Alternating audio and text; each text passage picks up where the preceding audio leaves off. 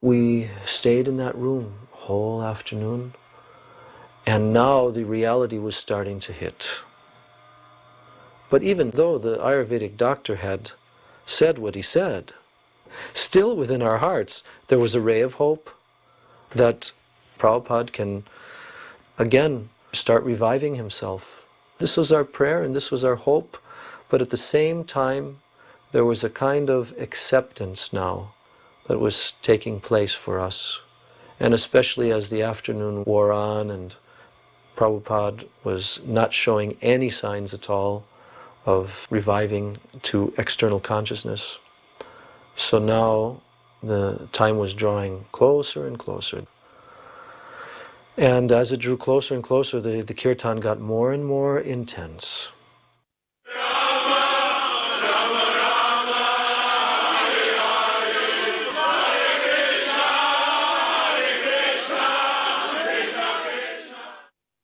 The kirtan was being sung in a kind of unusual chorus of two parts in a way that we never sang before.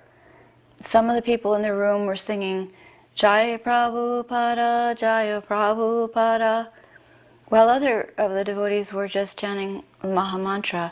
And somehow it just blended together in the most perfectly beautiful way.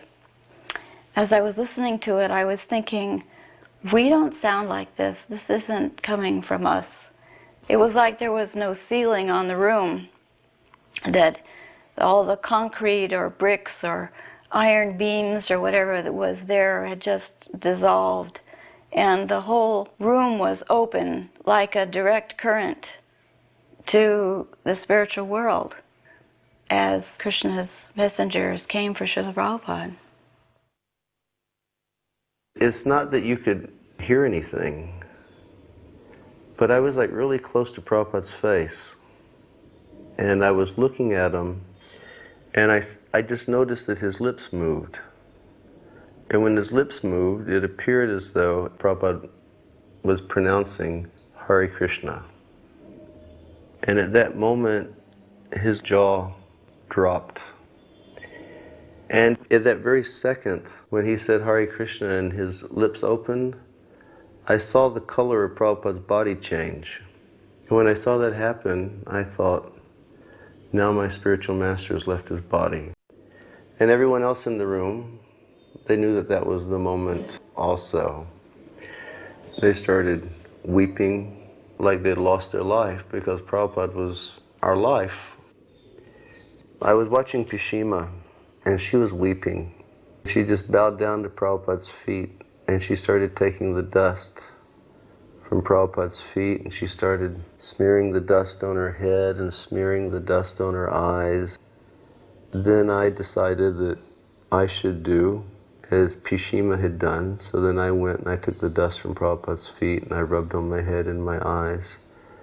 Then there was a request that the devotees would step outside so that they could prepare Prabhupada. And the majority of the devotees left. I stayed behind.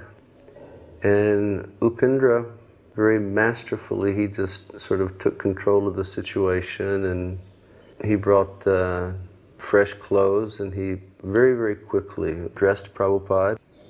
And I remember he took a cloth and he tied it around Prabhupada's head so that Prabhupada's mouth would remain closed. And they put Prabhupada on his palanquin. And then we were waiting for the Gaudiya Mat devotees to come over and give some instruction on what to do.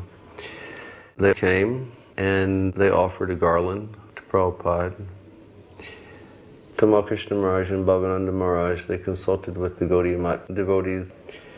And then it was decided to take Prabhupada for last darshan of the deities, and then make parikrama of the temple, and then place Prabhupada on his Vyasasan for the Guru Puja.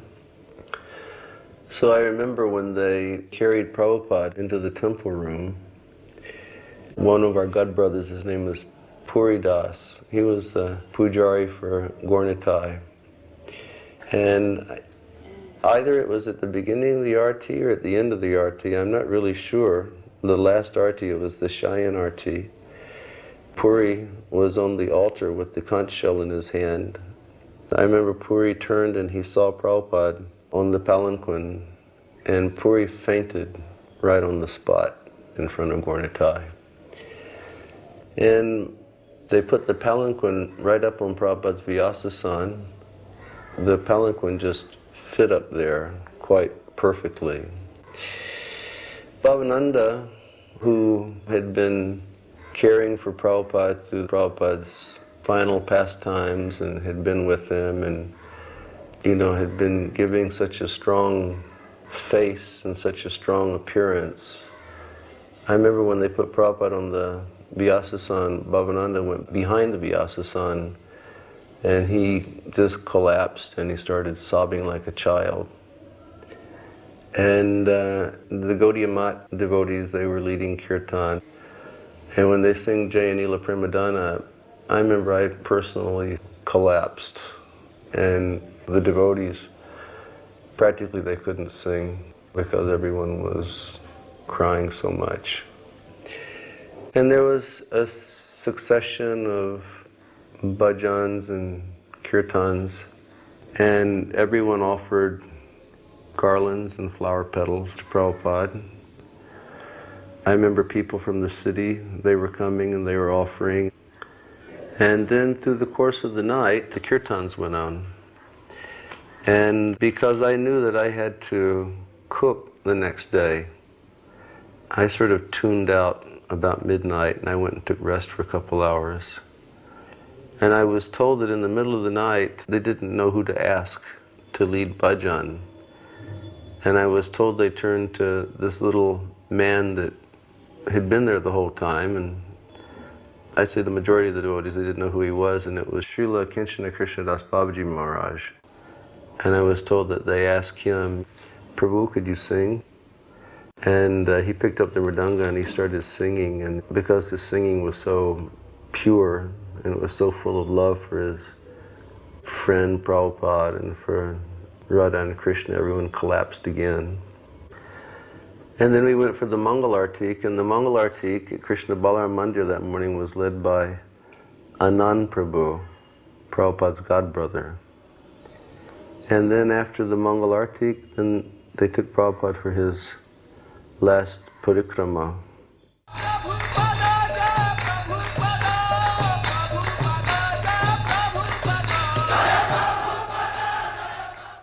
At first light after Mangalarti, the devotees took Prabhupada in a palanquin.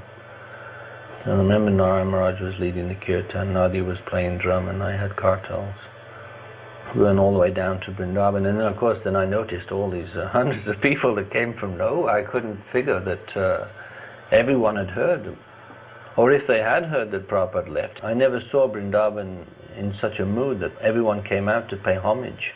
It was so early in the morning. The rooftops were packed wherever we went. And we took Prabhupada to all the Goswami temples of Vrindavan, Madan Mohan, Radha Damodar, Radha Shyamsundar. And we ended up at Govindaji. And from Govindaji we came back from there.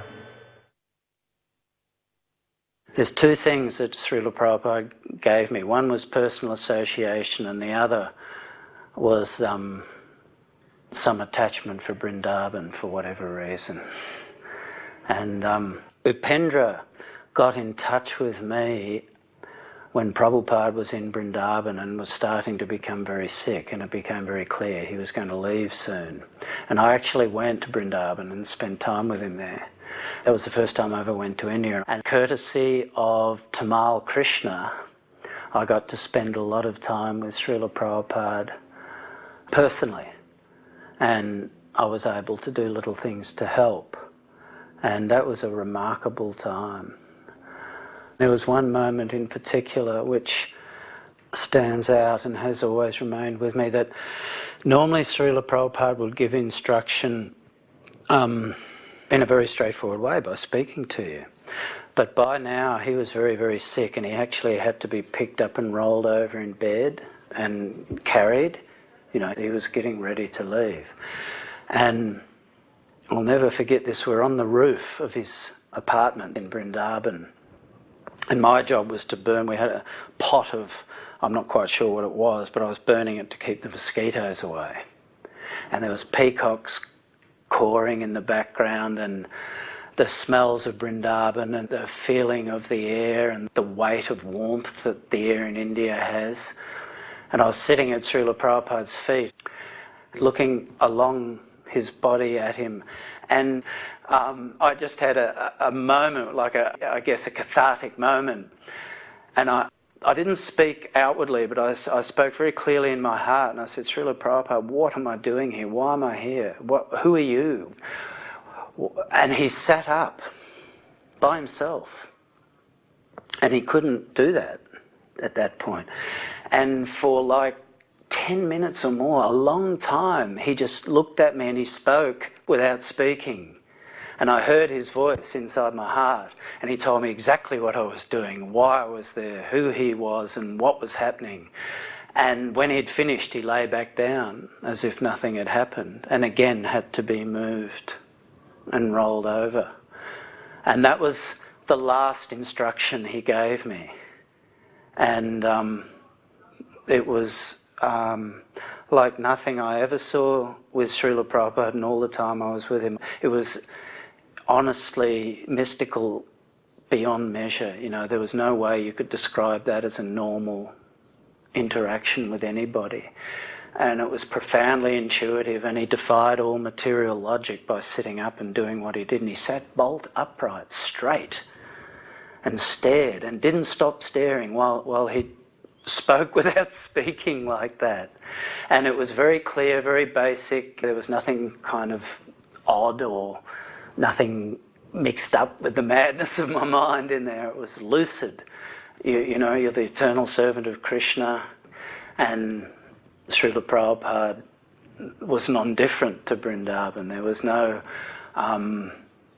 point of distinction between Srila Prabhupada's mood, his motive, and what Vrindavan was. They were the same thing. Everything made sense then. Seeing Srila Prabhupada in Vrindavan was the most amazing thing. I'll spend many lifetimes coming to grips with that, I'm sure. There was one conversation that took place with Srila Prabhupada in the fall of 1969 en route to a lecture at Conway Hall from where we resided at John Lennon's estate called Tittenhurst. I was present in the van that brought him there. Generally speaking, only the driver and Srila Prabhupada sat in the front of the van, and they were bucket seats. And then the back of the van was left empty, just the metal floor. So I was sitting with my back leaning against the back of his seat on the floor, chanting japa. We had been en route some time. It was very dark by then, and Srila Prabhupada said just loud enough for me to hear, "When I leave this body, see that it is taken around Vrindavan on a palanquin on parikrama." It was so short. It was just a sentence out of the dark and the night, and very stunning to me because I was absorbed in japa, something Srila Prabhupada had never mentioned and I'd never thought of. So I rose to my knees and leaned over so my head was just even with his shoulder. And I said, "Srila Prabhupada, why are you telling me this? Better you tell this to Tamal Krishna, because he has more capacity to see that it is done than I do." And Srila Prabhupada paused briefly and then said, "No, you can tell him," and fell silent. And I too fell silent. So that this came to pass is very salient and so important, because while I did mention that to Tamal Krishna sometime after the conversation, it wasn't something that we spoke about in subsequent years, so that it happened through whatever arrangement of the devotees there means that Srila Prabhupada's wish was fulfilled, and so many Brajbasis were able to pay their respect to Srila Prabhupada in this traditional way. Govindam Adi Purusham Tamaham Bhajami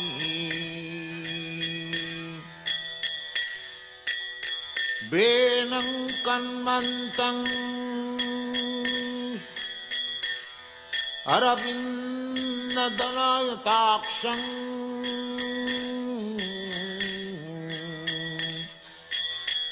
Benam Kanmantang Aravinda Dalayataksham Barahavatang Samasita.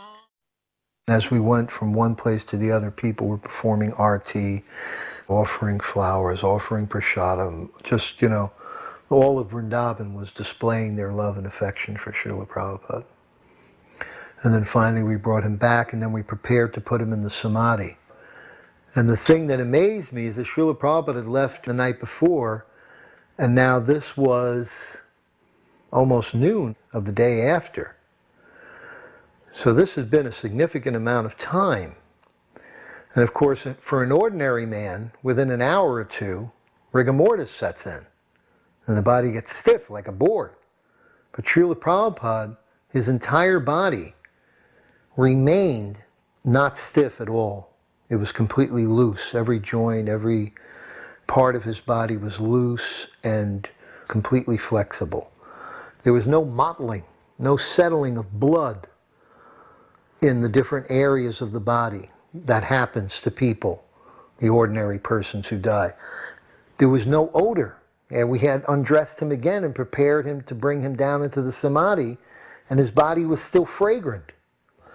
Every symptom was that of a greatly advanced Mahabhagavat, completely pure, completely Brahman, completely spiritualized, who had achieved Mahasamadhi. Kandakpa koti kamaniya visheso sobham Govindam Adi Purusham Tamaham Bhajami Chintamani. He was carried on a chair, sat under the tamal tree for darshan of the deities. And we could all tell it wouldn't be long. This one day, Prabhupada had this magnificent garland on. And for a moment I looked at him and I thought, oh, I wish I had that garland. And immediately I felt so horrible. I felt, here's your spiritual master, and look at him, and you're wanting something from him? And I started crying. I was so ashamed. I went to the corner of the courtyard and I couldn't stop crying. At that moment, Vrindavaneshwari, my daughter, was 2. She went over to Prabhupada spontaneously, paid her obeisances. And as she was getting up, Prabhupada took the garland off and placed it on her. She ran over to me and immediately put it on me. I have that garland today. I've dried it. I've sewn cloth around it. And that garland is being used when we're in the company of different individuals who are leaving their body. They wear that garland. So Prabhupada's mercy is very far-reaching. The Samadhi ceremony was going on. Narayan Maharaj was organizing. 1 or 2 of his assistants were there.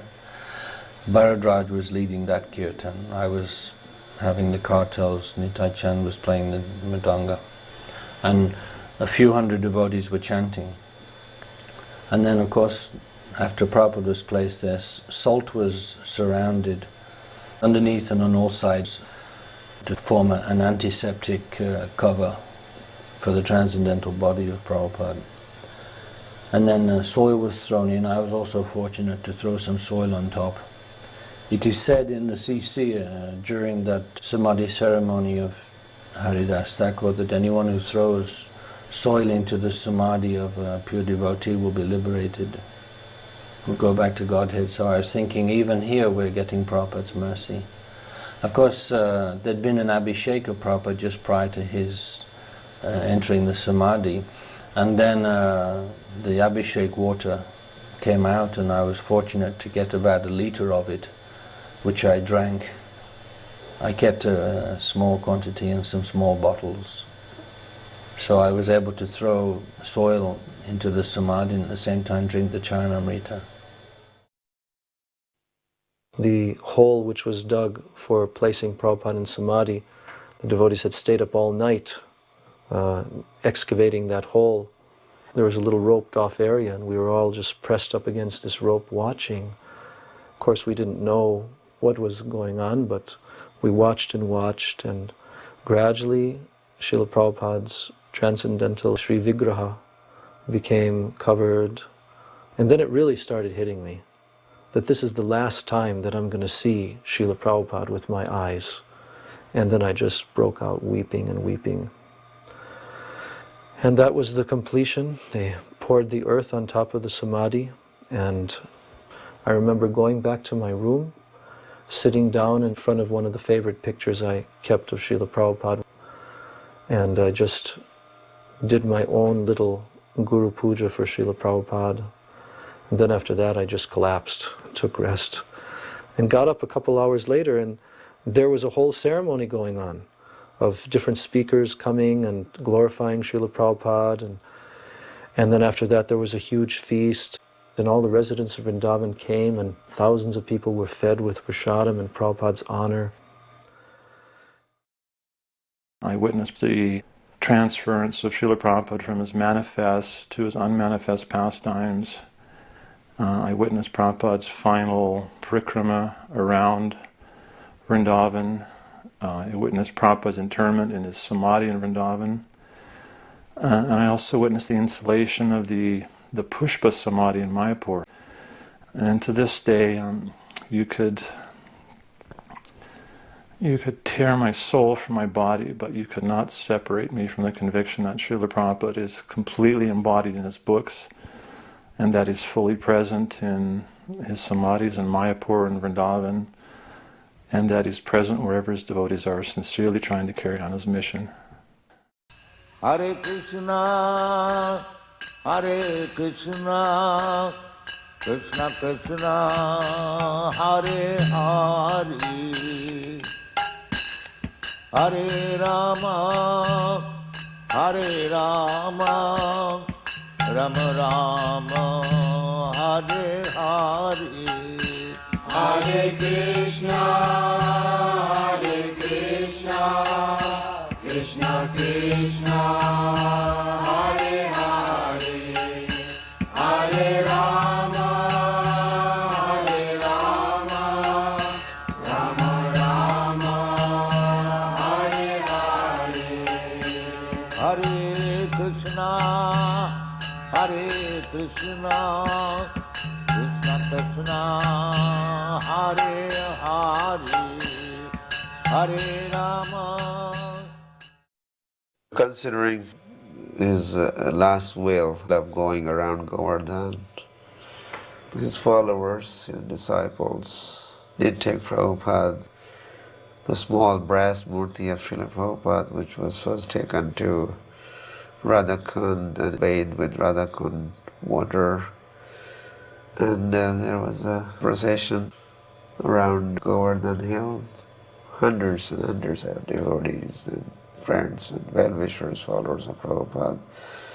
We went performing Govardhan Puja. Prabhupada was on the mind of all of us, so we were carrying Prabhupada on our minds and in our hearts, so how could Prabhupada not be there? He was very much there. Prabhupada, his mission of preaching, he wasn't thinking of stopping at any time. He was just unstoppable. His desire to spread Krishna consciousness was so intense. He was dead set. If you talk of determination, he's a personification of great determination to spread Krishna consciousness, and he exemplified that by his last will of going around Govardhan. Wasn't a drama for him. He wanted to go. He wanted to go on a bullock cart and travel or do some preaching or programs if possible. The night before he was appealed to, please don't go, don't go. And the next day he comes up with this bus program. Take me on the bus. Take me out of here. I want to be in the field, be with the public. Let me die on the battlefield, preaching, battling with Maya. So he was trying to make his followers understand his spirit, his determination to spread Krishna consciousness. And this is how he was preparing us or his followers, future generations, to go on till they reach every town and every village in the world. Like Prabhupada, he was so determined. He would not stop till Krishna consciousness movement reaches Nagaradi Gram Sarvatra Prachar Hoi Be Mora Nam. So I think Prabhupada would be accompanying the preacher of Krishna consciousness movement who would be visiting the very last village on this planet, bringing the holy name there. The will, power that he had, strong, strong will, which is only giving us inspiration to carry on spreading this Krishna consciousness movement. When Prabhupada first came back in 1977, he gave a real intense lecture about Vani and Vapu, association through personal association or association through instruction. And I remember the intensity of that too, because we also had our teachers, despite the problems, they were pretty sincerely into this. I mean, why else would they give up their lives? So whenever Prabhupada would give these heavy lectures, they used to kind of go out of their way to make sure we got the point. And so I remember when Prabhupada gave that intense lecture, so many of you want to be around me physically, right? But the truth is when you associate with me through my instructions, it's much more effective and I'm much more pleased by it. Of course, we want Sangha with the sadhus and with the spiritual master, but he said the most important thing is to associate by carrying out their instructions, carrying on their mission. And I remember that too, and I knew what it meant. And then I've noticed even as an adult, a lot of projects I've done, the ones that were completely successful were when I've always had that attitude that somehow I'm with Prabhupada. Hare Krishna, Hare Krishna, Krishna Krishna, Hare Hare, Hare Rama, Hare Rama, Rama Rama, Hare Hare. When I first met him, I looked at him when I didn't know what to say, and I said, Srila Kinchana Krishnadas Babaji Maharaj.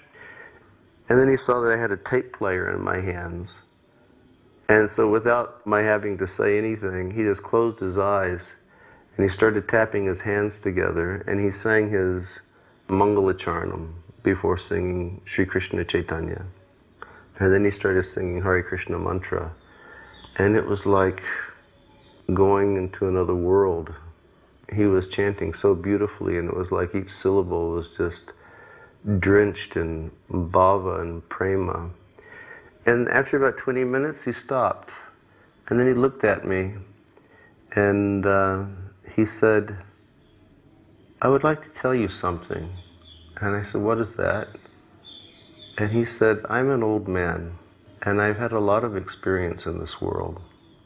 From my experience, I can honestly tell you that there has never been a greater Acharia than your spiritual master. And when he said that, I became stunned, because he was a disciple of Srila Bhaktivedanta Saraswati Thakur. Then he looked up and he said, there's never been an Acharya in history who has performed miracles like your spiritual master. And then he paused and he looked at me, he said, do you know why? And, I was like so stunned, I couldn't say anything. And he said, because in history, there was never a greater servant of Sri Krishna's holy name than your spiritual master. Because your spiritual master had so much absolute understanding of Sri Krishna's holy name and so much absolute faith in Sri Krishna's holy name that he personally carried Sri Krishna's holy name through the length and the breadth of the world. Therefore, he is the greatest Acharya who has ever existed. Govindam Adi Purusham Tamaham Bhajami